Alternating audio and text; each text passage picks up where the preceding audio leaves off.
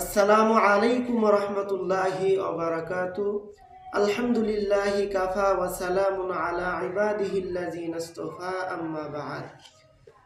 আলহামদুলিল্লাহ, আল্লাহ সুবহানাহু ওয়া তাআলার দরবারে লাখো কোটি শুকর ও সুজুদ যে আল্লাহ সুবহানাহু ওয়া তাআলা আমাকে আপনাকে সুস্থ রেখেছেন। সেই মনিবের দরবারে কালিমাতুশ শুকর আদায় করছি আলহামদুলিল্লাহ।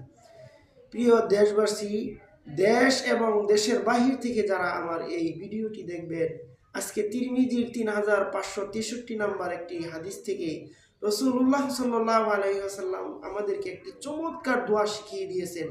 অনেক ভাই বোন আছে, অনেক মা বোনের আছে, বিভিন্ন পেরেশানিতে আছে, ঋণগ্রস্তের ভিতর আছে। এই ঋণ থেকে মুক্তির উপায় কি? অনেকেই দোয়া খুঁজে, আর সেই দোয়াটা হলো তিরমিজির 3563 নম্বর হাদিসে আল্লাহ রাসূল সাল্লাল্লাহু আলাইহি ওয়াসাল্লাম এই উম্মতকে শিখিয়ে দিয়েছেন, আল্লাহুম্মা কফিনি বিহালালিকা আন হারামিকা ওয়া আগনিনি বিফাদলিকা আম্মান সিওয়াক। আল্লাহুম্মা কফিনি বিহালালিকা আন হারামিকা ওয়া আগনিনি বিফাদলিকা আম্মান সিওয়াক।